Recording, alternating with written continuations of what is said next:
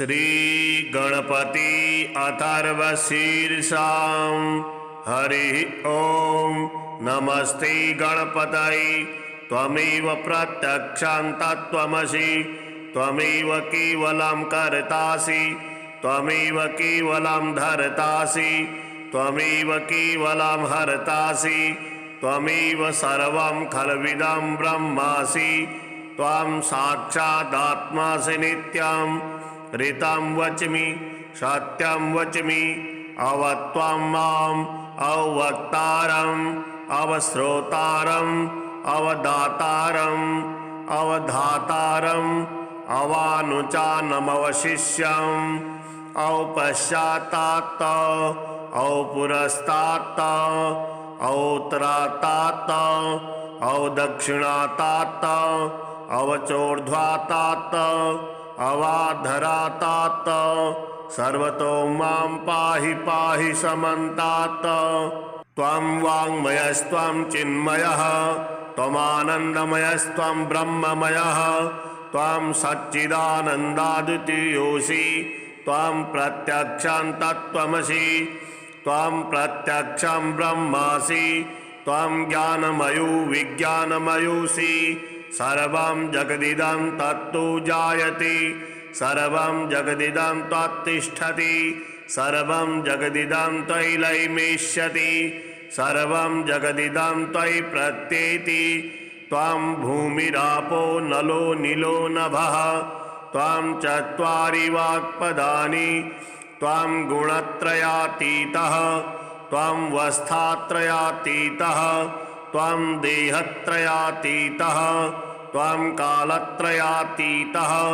त्वं मूलाधार स्थितोऽसि नित्यं त्वं शक्तित्रयात्मकः त्वं योगिनो ध्यायन्ति नित्यं त्वं ब्रह्मा त्वं विष्णुस्त्वं रुद्रस्त्वं इन्द्रस्त्वं अग्निस्त्वं वायुस्त्वं सूर्यस्त्वं चन्द्रमास्त्वं ब्रह्म भूर्भुवः स्वरूप वर्णादिपूर्वमुच्चार्य वर्णादि तदनन्तरम् अनुस्वारः परतरः अर्धेन्दुलसितं तारेण ऋद्धम् एतत्तौ मनुष्यरूपं गकारः पूर्वरूपम् अकारो मध्यमरूपम् अनुस्वारः शान्तरूपम् बिन्दरुत्तररूपम् नादः सन्धानं संहिता संधिः सहसा गणेश विद्या गणकऋषिः निसृग गायत्री छंदः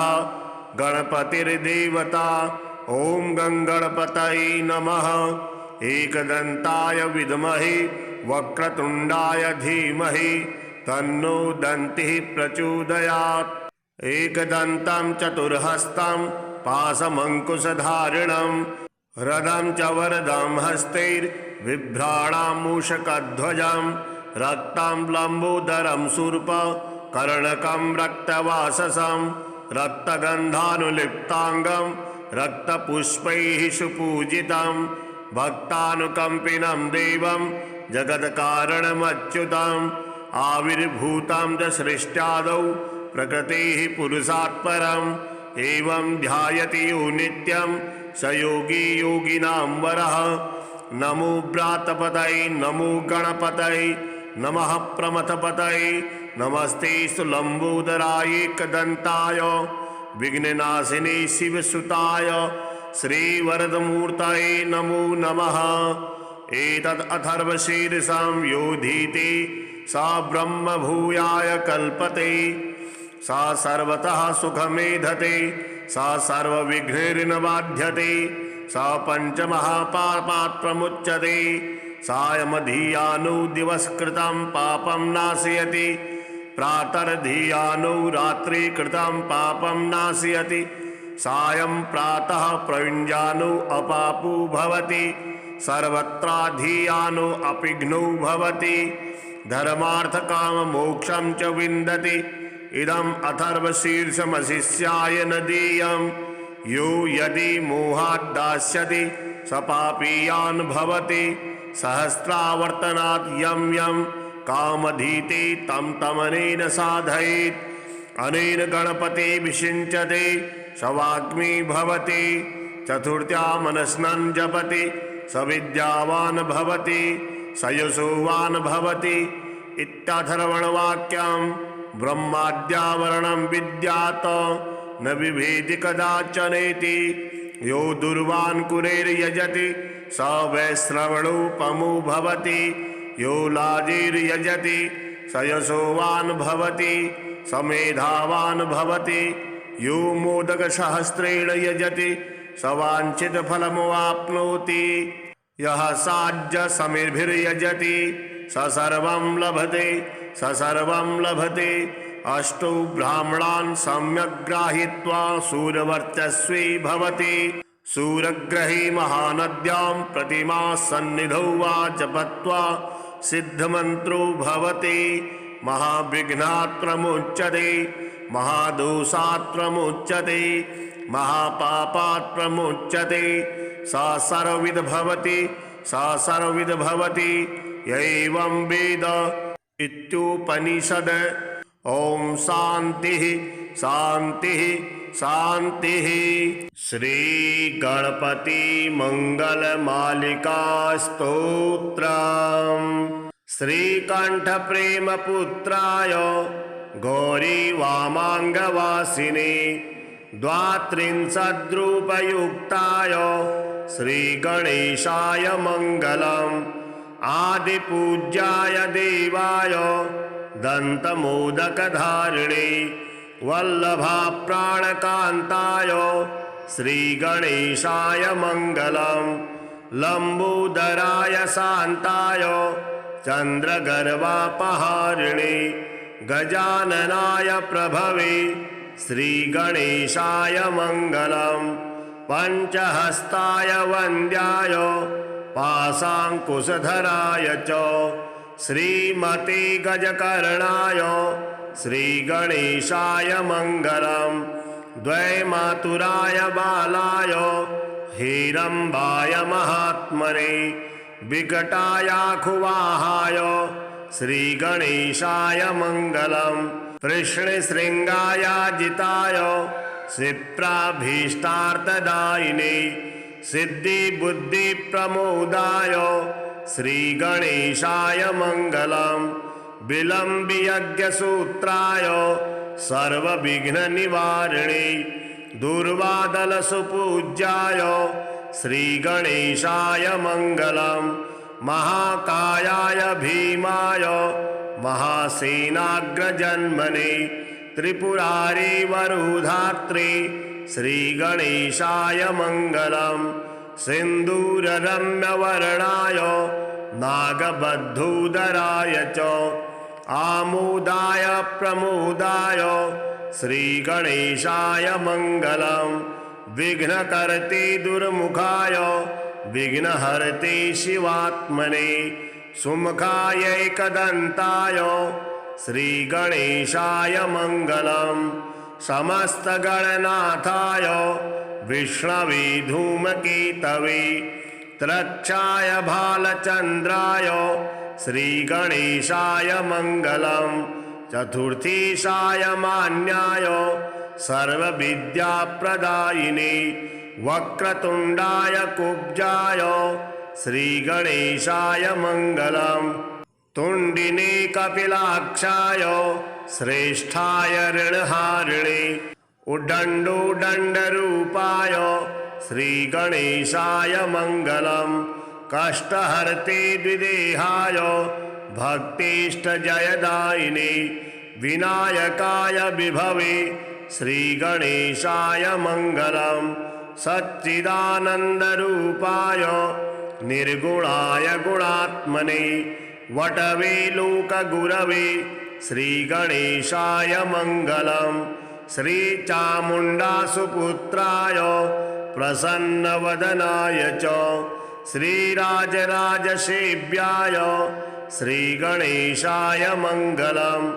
श्री चामुण्डाकृपापात्र श्रीकृष्णेन्द्र विनिर्मितां विभूतिमातृकारम्यं कल्याणीश्वरदायिनीं श्री महागणनाथस्य शुभां मंगलमालिकां यः पठेत् सततं वाणीं लक्ष्मीं सिद्धिमवाप्नुयात्। श्रीगणेश द्वादशनाम स्तोत्रम्। शुक्लाम्बरधरं विष्णुं शशिवर्णं चतुर्भुजं प्रसन्नवदनं ध्यायेत् सर्वविघ्नोपशान्तये। अभीप्सितार्थसिद्ध्यर्थं पूजतो यः सुरासुरैः सर्वविघ्नहरस्तस्मै गणाधिपतये नमः। गणानामधिपश्चण्डो गजवक्त्रस्त्रिलोचनः प्रसन्नो भव मे नित्यं वरदातर्विनायको।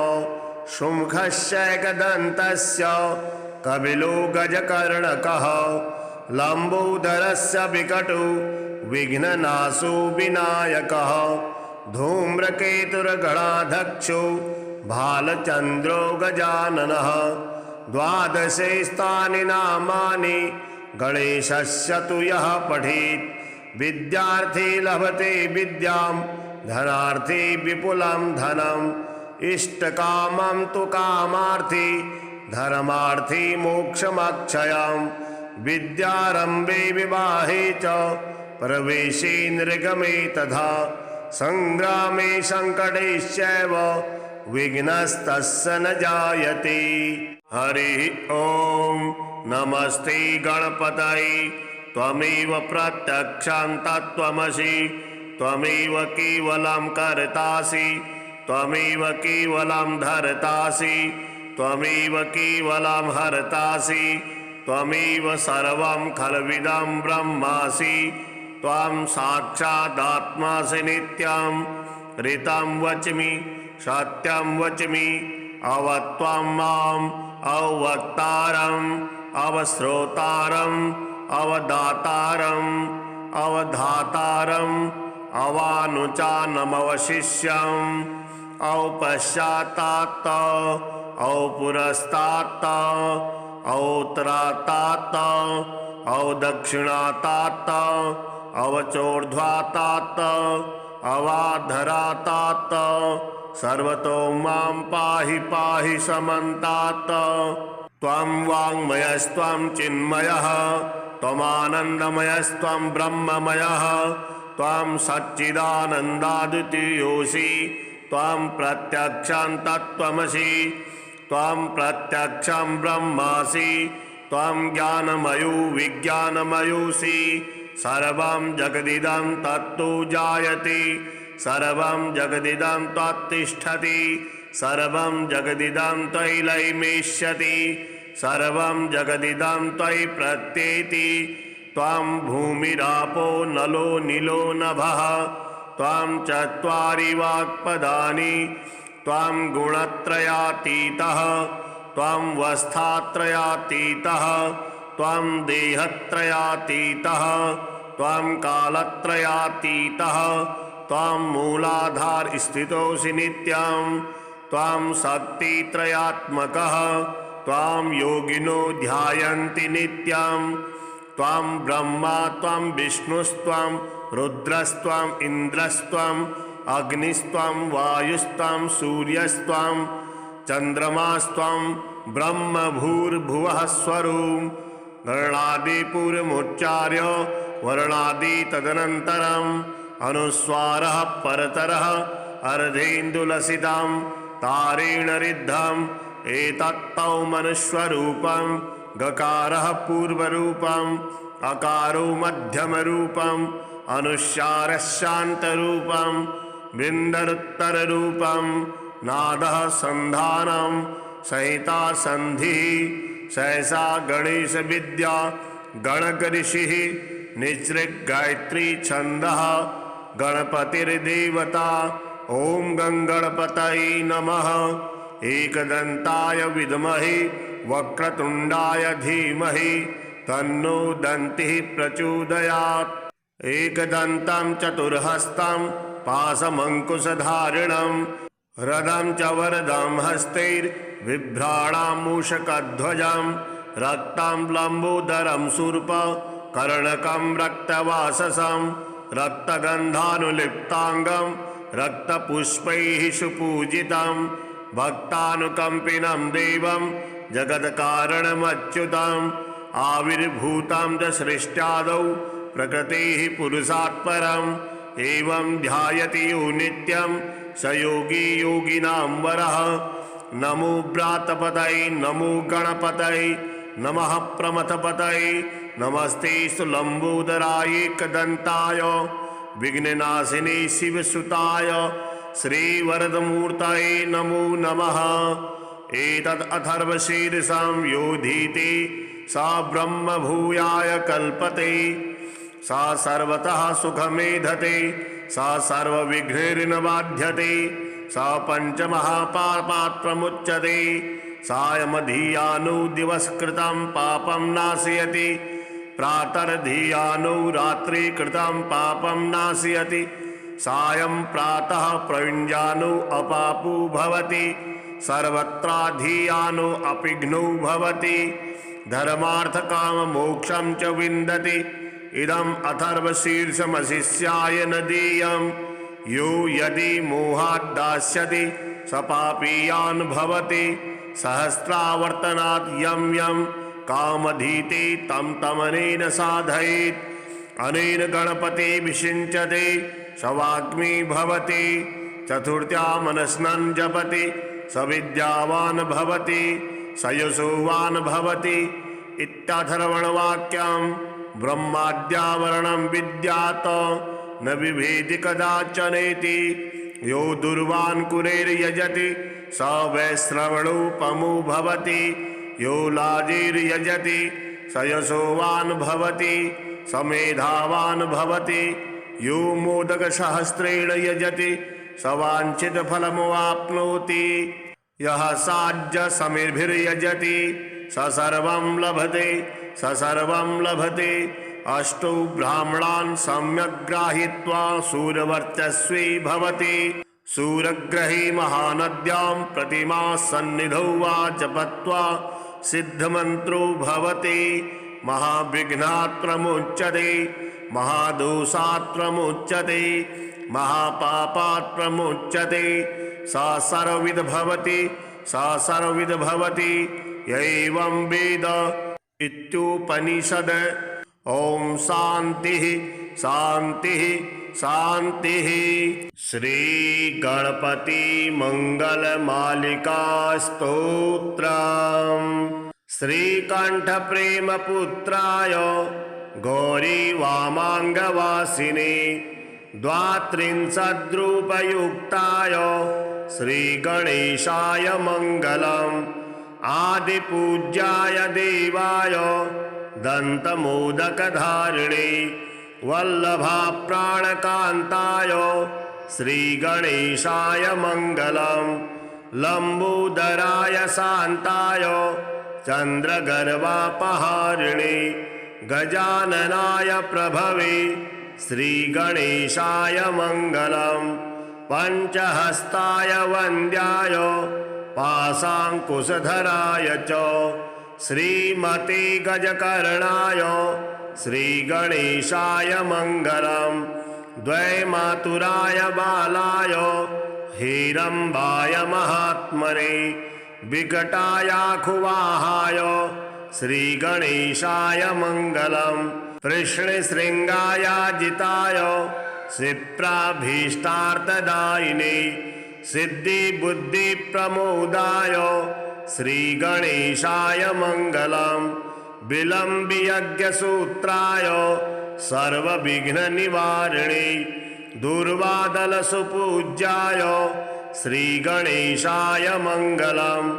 महाकायाय भीमाय महासेनाग्रजन्मने त्रिपुरारी वरुधात्रे श्रीगणेशाय मङ्गलम्।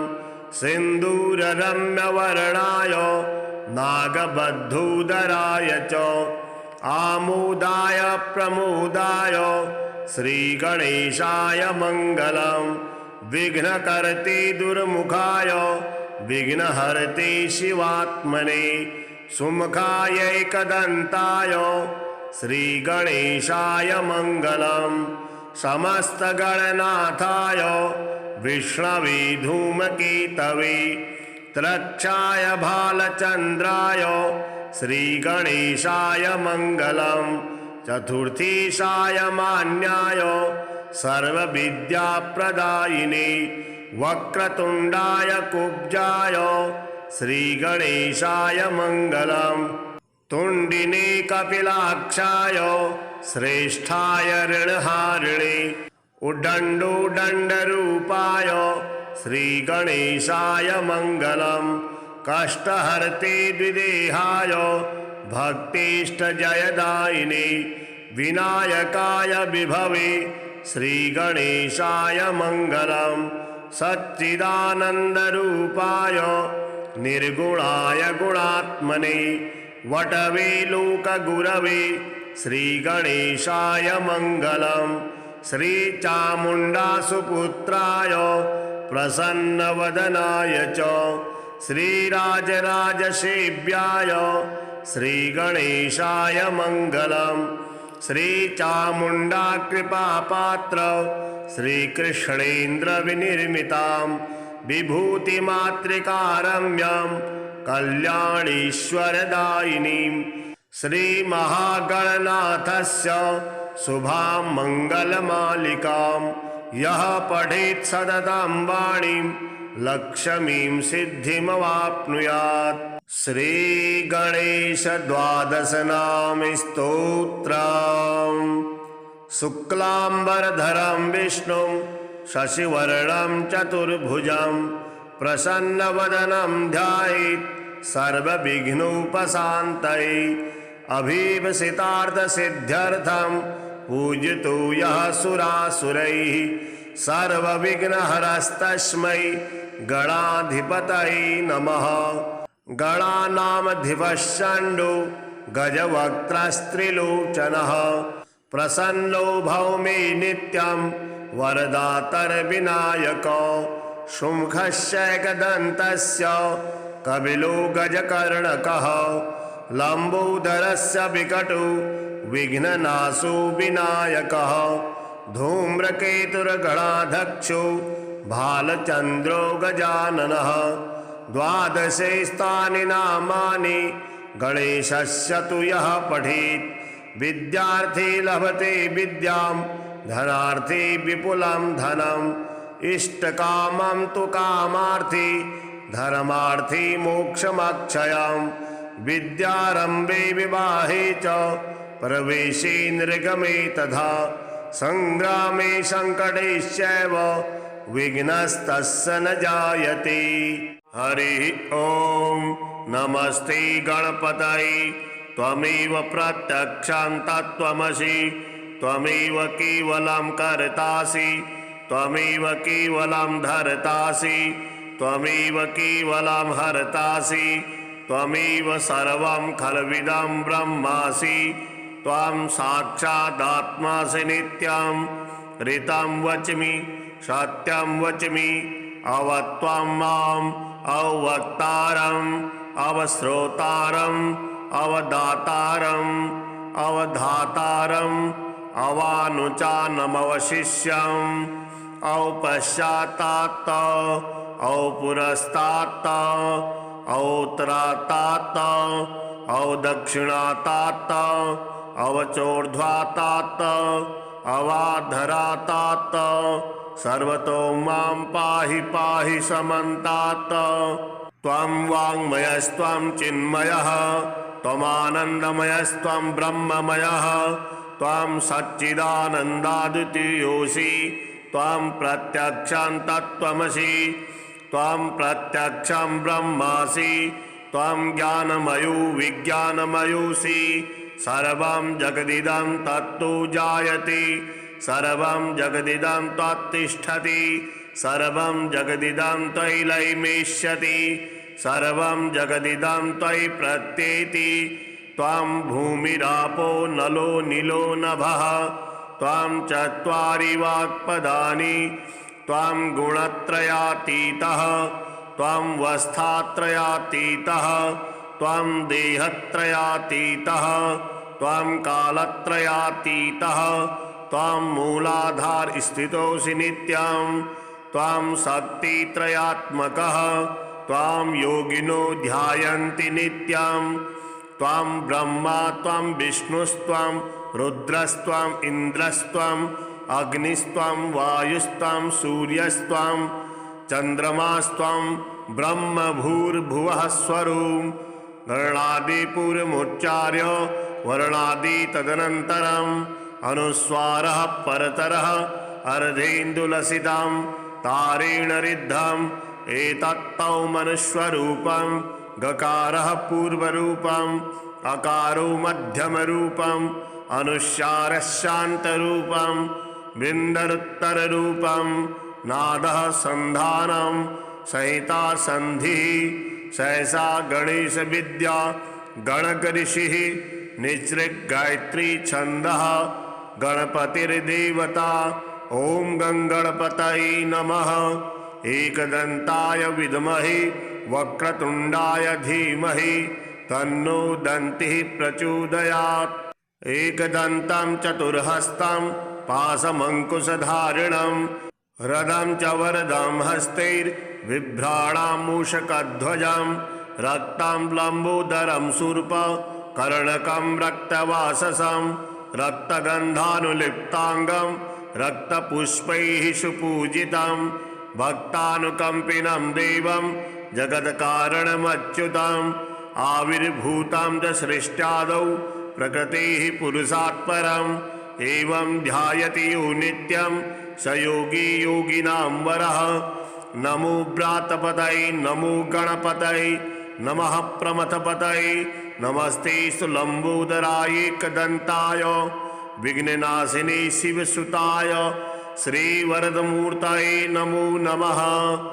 एतद् अथर्वशीर्षं योधीति सा ब्रह्म भूयाय कल्पते सा सर्वतः सुखमेधते सा सर्वविघ्नैर्न बाध्यते सा पञ्चमहापापात्प्रमुच्यते सायमधियानो दिवसकृतं पापं नाशयति प्रातर्धियानो रात्रि कृतं पापं नाशयति सायं प्रातः प्रयुञ्जानो अपापो भवति सर्वत्राधियानो अपिघ्नो भवति धर्मार्थकाममोक्षं च विन्दति। इदम् अथर्वशीर्षमशिष्याय न देयं यो यदि मोहात् दास्यति स पापीयान् भवति सहस्रावर्तनात् यं यं कामधीते तं तमनेन साधयेत् अनेन गणपते विषिञ्चते स वाग्मी भवति चतुर्थ्या मनस्नन् जपति स विद्यावान् भवति स यशोवान् भवति इत्याथर्वणवाक्यं ब्रह्माद्यावरणं विद्यात् न बिभेति कदाचनेति यो दुर्वान् कुरेर्यजति स वैश्रवणोपमो भवति यो लाजिर्यजति स यशोवान् भवति स मेधावान् भवति यो मोदकसहस्रेण यजति स वाञ्छितफलमवाप्नोति यः साज्यसमिर्भिर्यजति स सर्वं लभते स सर्वं लभते। अष्टौ ब्राह्मणान् सम्यक् गृहीत्वा सूरवर्चस्वी भवति सूरग्रही महानद्यां प्रतिमा सन्निधौ वा जपत्वा सिद्धमन्त्रो भवति महाविघ्नात् प्रमुच्यते महादोषात् प्रमुच्यते महापापात् प्रमुच्यते सा सर्वविद भवति सा सर्वविद भवति एवं वेद इत्युपनिषद। ओम शांतिः शांतिः शांतिः। श्री गणपति मंगल मालिका स्तोत्रम्। श्रीकंठ प्रेम पुत्राय गौरी वामांगवासिने द्वात्रिंशद्रूपयुक्ताय श्री गणेशाय मंगलम्। आदिपूज्याय देवाय दन्तमोदकधारिणे वल्लभाप्राणकान्ताय श्रीगणेशाय मङ्गलम्। लम्बोदराय शान्ताय चन्द्रगर्वापहारिणे गजाननाय प्रभवे श्रीगणेशाय मङ्गलम्। पंचहस्ताय वन्द्याय पाशांकुशधराय च श्रीमते गजकर्णाय श्रीगणेशाय मङ्गलम्। द्वैमातुराय बालाय हिरम्बाय महात्मने विकटायाखुवाहाय श्रीगणेशाय मङ्गलम्। कृष्णशृङ्गायाजिताय क्षिप्राभीष्टार्थदायिने सिद्धिबुद्धिप्रमोदाय श्रीगणेशाय मङ्गलम्। विलम्बियज्ञसूत्राय सर्वविघ्ननिवारिणे दुर्वादलसुपूज्याय श्रीगणेशाय मङ्गलम्। महाकायाय भीमाय महासेनाग्रजन्मने त्रिपुरारी वरुधात्री श्रीगणेशाय मङ्गलम्। सिन्दूररम्यवर्णाय नागबद्धूधराय च आमोदाय प्रमोदाय श्रीगणेशाय मङ्गलम्। विघ्नकर्ते दुर्मुखाय विघ्नहर्ते शिवात्मने सुमुखायैकदन्ताय श्रीगणेशाय मङ्गलम्। समस्तगणनाथाय विष्णवे धूमकेतवे त्रक्षाय भालचन्द्राय श्रीगणेशाय मङ्गलम्। चतुर्थीशाय मान्याय सर्वविद्याप्रदायिने वक्रतुण्डाय कुब्जाय श्रीगणेशाय मङ्गलम्। तुण्डिने कपिलाक्षाय श्रेष्ठाय ऋणहारिणे उद्दण्डोदण्डरूपाय श्रीगणेशाय मङ्गलम्। कष्टहर्ते द्विदेहाय भक्तिष्टजयदायिने विनायकाय विभवे श्रीगणेशाय मङ्गलम्। सच्चिदानन्दरूपाय निर्गुणाय गुणात्मने वटवे लोकगुरवे श्रीगणेशाय मङ्गलम्। श्रीचामुण्डासुपुत्राय प्रसन्नवदनाय च श्रीराजराजसेव्याय श्रीगणेशाय मङ्गलम्। श्रीचामुण्डाकृपापात्र श्रीकृष्णेन्द्रविनिर्मितां विभूतिमातृकारम्यं कल्याणीश्वरदायिनीं श्रीमहागणनाथस्य शुभां मङ्गलमालिकां यः पठेत् सततं वाणीं लक्ष्मीं सिद्धिमवाप्नुयात्। श्रीगणेशद्वादशनाम स्तोत्रम्। शुक्लाम्बरधरं विष्णुं शशिवर्णं चतुर्भुजं प्रसन्नवदनं ध्यायेत् सर्वविघ्नोपशान्तये। अभीप्सितार्थसिद्ध्यर्थं पूजितो यः सुरासुरैः सर्वविघ्नहरस्तस्मै गणाधिपतये नमः। गणानामधिपश्चण्डो गजवक्त्रस्त्रिलोचनः प्रसन्नो भव मे नित्यं वरदातर्विनायको शुम्भस्यैकदन्तस्य कपिलो गजकर्णकः लम्बोदरस्य विकटो विघ्ननाशो विनायकः धूम्रकेतुर्गणाध्यक्षो भालचन्द्रो गजाननः। द्वादशे स्थानि नामानि गणेशस्य तु यः पठेत् विद्यार्थी लभते विद्यां धनार्थी विपुलं धनम् इष्टकामं तु कामार्थी धर्मार्थी मोक्षमक्षयम्। विद्यारम्भे विवाहे च प्रवेशे निर्गमे तथा संग्रामे संकटेश्चैव विघ्नस्तस्य न जायते।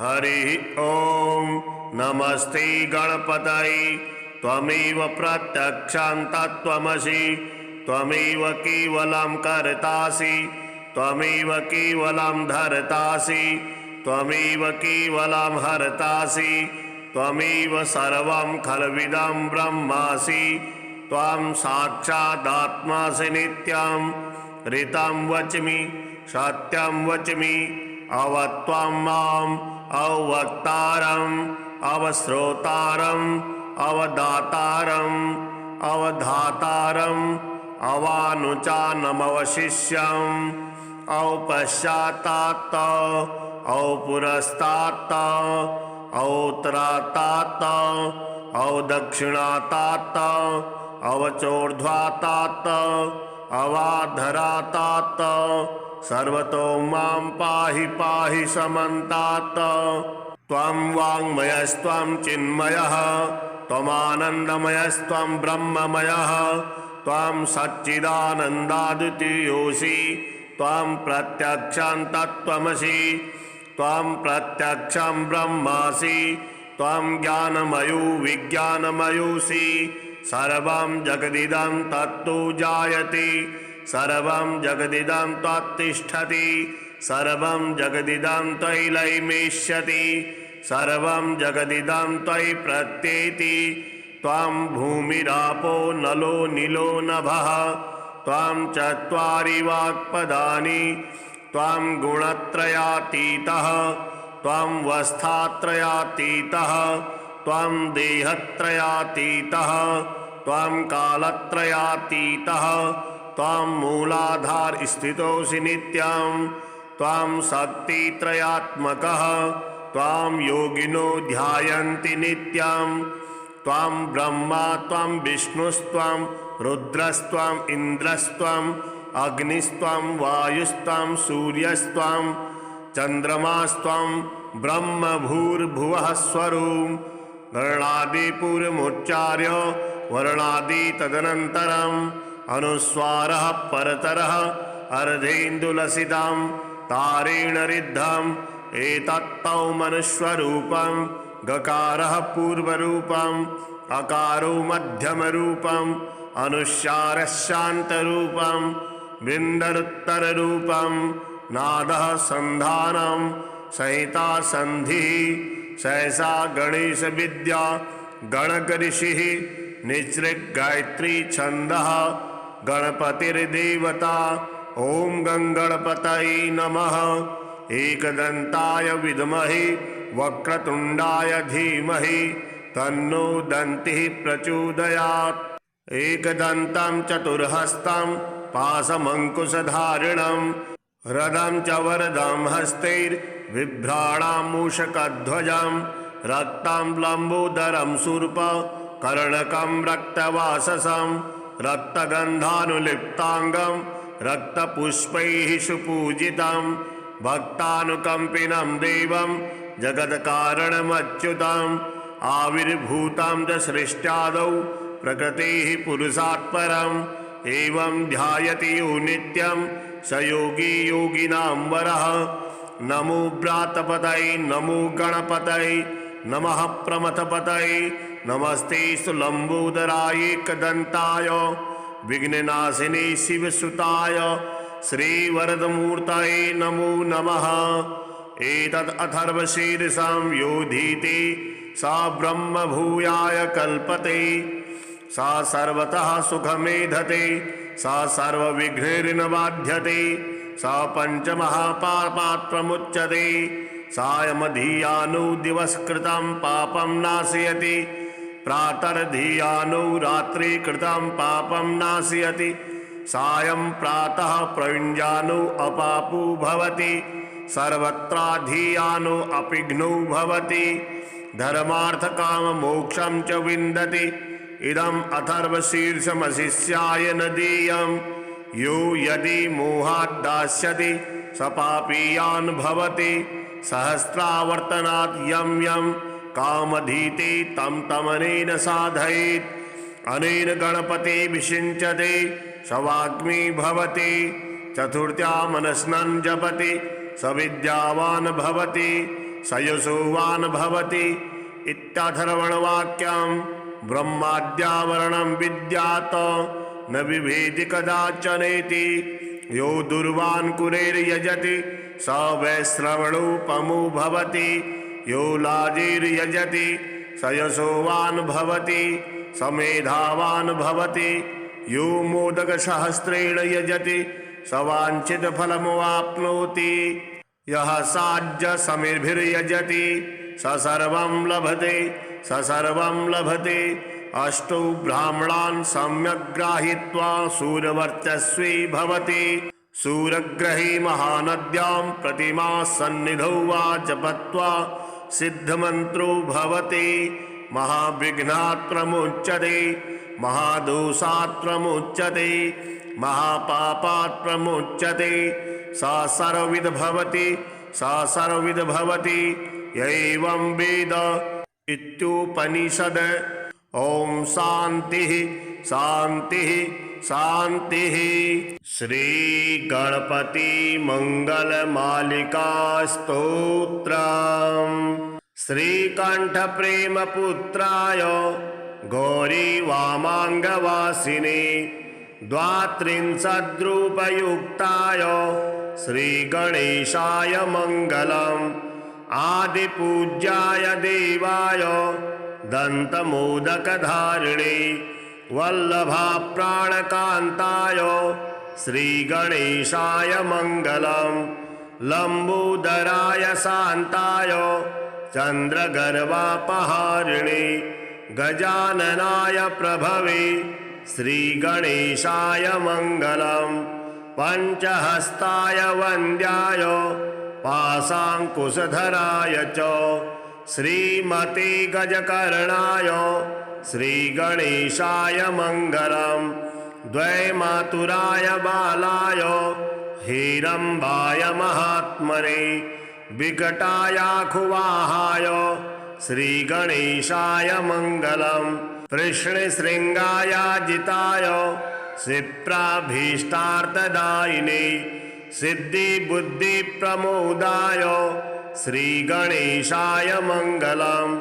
विलम्बियज्ञसूत्राय सर्वविघ्ननिवारिणे दुर्वादलसुपूज्याय श्री गणेशाय मंगलम्।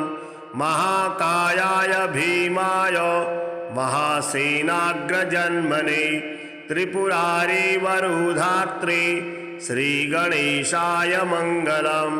सिन्दूररम्यवर्णाय नागबद्धूधराय च आमोदाय प्रमोदाय श्री गणेशाय मंगलम्। विघ्नकर्ते दुर्मुखाय विघ्नहर्ते शिवात्मने सुमुखायैकदन्ताय श्री गणेशाय मंगलम्। समस्तगणनाथाय विष्णवे धूमकेतवे त्रक्षाय भालचन्द्राय श्री गणेशाय मंगलम्।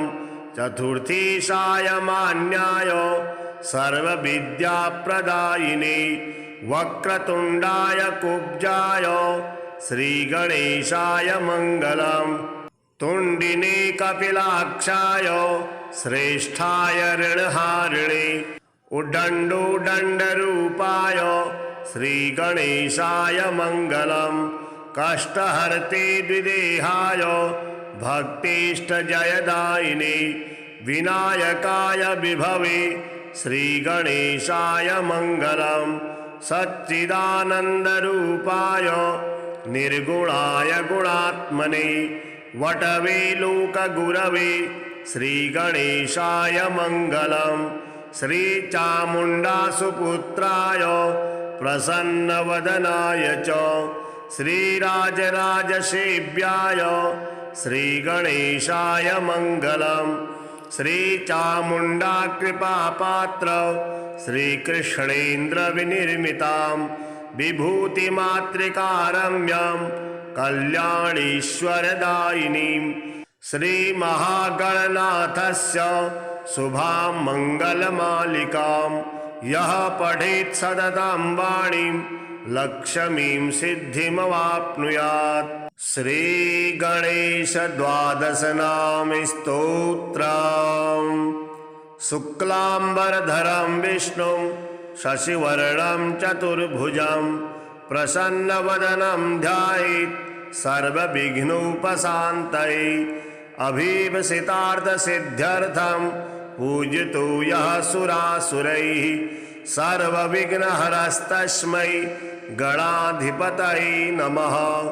गणानामधिपश्चाण्डो गजवक्त्रस्त्रिलोचनः प्रसन्नो भव मे नित्यं वरदातर्विनायको शुम्भस्यैकदन्तस्य कपिलो गजकर्णकः लम्बोदरस्य विकटो विघ्ननाशो विनायकः धूम्रकेतुर्गणाध्यक्षो भालचन्द्रो गजाननः द्वादशे स्थानि नामानि गणेशस्य तु यः पठेत् विद्यार्थी लभते विद्यां धनार्थी विपुलं धनम् इष्टकामं तु कामार्थी धर्मार्थी मोक्षमक्षयम् विद्यारम्भे विवाहे च प्रवेशे निर्गमे तथा संग्रामे संकटेश्चैव विघ्नस्तस्य न जायते।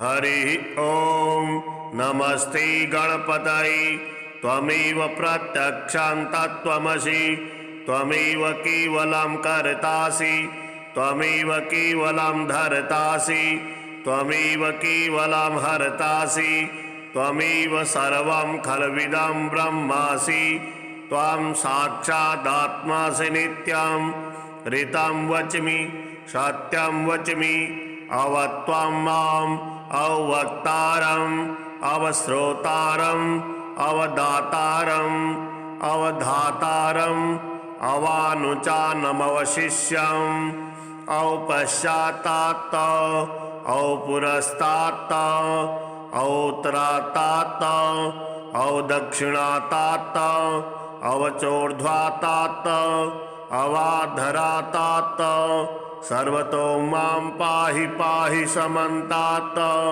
त्वं वाङ्मयस्त्वं चिन्मयः त्वमानन्दमयस्त्वं ब्रह्ममयः त्वं सच्चिदानन्दाद्वितीयोऽसि त्वं प्रत्यक्षं तत्त्वमसि त्वं प्रत्यक्षं ब्रह्मासि त्वं ज्ञानमयो विज्ञानमयोऽसि सर्वं जगदिदं तत्तु जायते सर्वं जगदिदं त्वत्तिष्ठति सर्वं जगदिदं त्वयि लयमेष्यति सर्वं जगदिदं त्वयि प्रत्येति त्वं भूमिरापो नलो नीलो नभः त्वं चत्वारि वाक्पदानि त्वं गुणत्रयातीतः त्वं वस्थात्रयातीतः त्वं देहत्रयातीतः त्वं कालत्रयातीतः त्वं मूलाधार स्थितोऽसि नित्यं त्वं शक्तित्रयात्मकः त्वं योगिनो ध्यायन्ति नित्यं त्वं ब्रह्मा त्वं विष्णुस्त्वं रुद्रस्त्वं इन्द्रस्त्वं अग्निस्त्वं वायुस्त्वं सूर्यस्त्वं चन्द्रमास्त्वं ब्रह्म भूर्भुवः स्वरूपं वर्णादिपूर्वमुच्चार्य वर्णादि तदनन्तरम् अनुस्वारः परतरः अर्धेन्दुलसितं तारेण रिद्धम् एतत्तौ मनुष्यरूपं गकारः पूर्वरूपम् अकारो मध्यमरूपम् अनुस्वारः शान्तरूपं बिन्दरुत्तररूपं नादः सन्धानं संहिता संधिः सहसा गणेश विद्या गणकऋषिः निसृगायत्री छन्दः गणपतिर्देवता ओम गंगणपतये नमः। एकदंताय विद्महे वक्रतुंडाय धीमहि तन्नो दन्तिः प्रचोदयात्। एकदन्तं चतुर्हस्तं पाशमङ्कुशधारिणं रदं च वरदं हस्तैर्बिभ्राणां मूषकध्वजं रक्तं लम्बोदरं शूर्प कर्णकं रक्तवाससं रक्तगन्धानुलिप्ताङ्गं रक्तपुष्पैः सुपूजितं भक्तानुकम्पिनं देवं जगत्कारणमच्युतम् आविर्भूतं च सृष्ट्यादौ प्रकृतेः पुरुषात् परम् एवं ध्यायति यो नित्यं स योगी योगिनां वरः।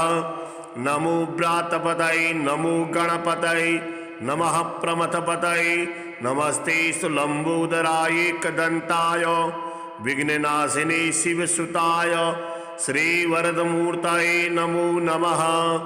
एतद् अथर्वशीर्षं योधीति स ब्रह्म भूयाय कल्पते सा सर्वतः सुखमेधते सा सर्वविघ्नैर्न बाध्यते सा पञ्चमहापापात् प्रमुच्यते सायमधियानु दिवसकृतं पापं नाशयति प्रातर्धियानु रात्रिकृतं पापं नाशयति सायं प्रातः प्रयुञ्जानु अपापो भवति सर्वत्राधियानु अपिघ्नो भवति धर्मार्थकाममोक्षं च विन्दति इदम् अथर्वशीर्षमशिष्याय न देयं यो यदि मोहात् दास्यति स पापीयान् भवति सहस्रावर्तनात् यं यं कामधीते तं तमनेन साधयेत् अनेन गणपति विषिञ्चते स वाग्मी भवति चतुर्थ्या मनस्नन् जपति स विद्यावान् भवति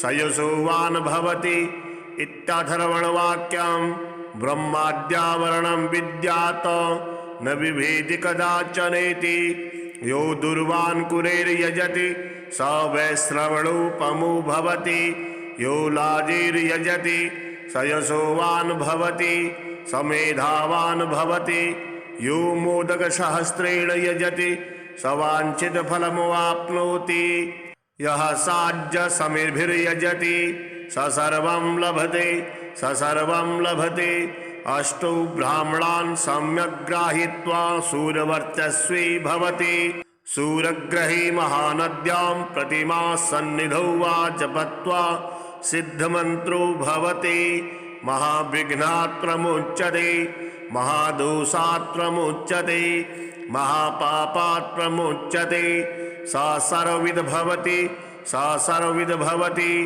एवं वेद इत्युपनिषद। ओम शांति शांति शांति। श्री गणपति मंगल मालिका स्तोत्रम्। श्रीकंठ प्रेम पुत्राय गौरी वामांगवासिने द्वात्रिंशद्रूपयुक्ताय श्री गणेशाय मंगलम्। आदिपूज्याय देवाय दन्तमोदकधारिणे वल्लभा प्राणकान्ताय श्री गणेशाय मंगलम्। लंबोदराय शान्ताय चन्द्रगर्वापहारिणे गजाननाय प्रभवे श्री गणेशाय मंगलम्। पंचहस्ताय वन्द्याय पाशांकुशधराय च श्रीमते गजकर्णाय श्री गणेशाय मंगलम्। द्वैमातुराय बालाय हिरम्बाय महात्मने विकटायाखुवाहाय श्री गणेशाय मंगलम्। कृष्णशृङ्गायाजिताय क्षिप्राभीष्टार्थदायिने सिद्धिबुद्धिप्रमोदाय श्री गणेशाय मंगलम्। विलम्बियज्ञसूत्राय सर्वविघ्ननिवारिणे दुर्वादलसुपूज्याय श्री गणेशाय मंगलम्। महाकायाय भीमाय महासेनाग्रजन्मने त्रिपुरारी वरुधात्री श्री गणेशाय मंगलम्। सिन्दूररम्यवर्णाय नागबद्धूदराय च आमोदाय प्रमोदाय श्री गणेशाय मंगलम्। विघ्नकर्ते दुर्मुखाय विघ्नहर्ते शिवात्मने सुमुखायैकदन्ताय श्री गणेशाय मंगलम्। समस्तगणनाथाय विष्णवे धूमकेतवे त्रक्षाय भालचन्द्राय श्री गणेशाय मंगलम्। चतुर्थीशाय मान्याय सर्वविद्याप्रदायिने वक्रतुण्डाय कुब्जाय श्री गणेशाय मंगलम्। तुण्डिने कपिलाक्षाय श्रेष्ठाय ऋणहारिणे उद्दण्डोदण्डरूपाय श्री गणेशाय मंगलम्। कष्टहर्ते द्विदेहाय भक्तिष्टजयदायिने विनायकाय विभवे श्रीगणेशाय मङ्गलम् सच्चिदानन्दरूपाय निर्गुणाय गुणात्मने वटवे लोकगुरवे श्रीगणेशाय मङ्गलम् श्रीचामुण्डासुपुत्राय प्रसन्नवदनाय च श्रीराजराजसेव्याय श्रीगणेशाय मङ्गलम् श्रीचामुण्डा कृपापात्र श्रीकृष्णेन्द्रविनिर्मितां विभूतिमातृकारम्यं कल्याणीश्वरदायिनीं श्रीमहागणनाथस्य शुभां मङ्गलमालिकां यः पठेत् सततं वाणीं लक्ष्मीं सिद्धिमवाप्नुयात्। श्रीगणेश द्वादशनाम स्तोत्रम्। शुक्लाम्बरधरं विष्णुं शशिवर्णं चतुर्भुजं प्रसन्नवदनं ध्यायेत् सर्वविघ्नोपशान्तये अभीप्सितार्थसिद्ध्यर्थं पूजतो यः सुरासुरैः सर्वविघ्नहरस्तस्मै गणाधिपतये नमः। गणानामधिपश्चण्डो गजवक्त्रस्त्रिलोचनः प्रसन्नो भव मे नित्यं वरदातर्विनायको शुम्भस्यैकदन्तस्य कपिलो गजकर्णकः लम्बोदरस्य विकटो विघ्ननाशो विनायकः धूम्रकेतुर्गणाध्यक्षो भालचन्द्रो गजाननः। द्वादशे स्थानि नामानि गणेशस्य तु यः पठेत् विद्यार्थी लभते विद्यां धनार्थी विपुलं धनम् इष्टकामं तु कामार्थी धर्मार्थी मोक्षमक्षयम् विद्यारम्भे विवाहे च प्रवेशे निर्गमे तथा संग्रामे संकटेश्चैव विघ्नस्तस्य न जायते।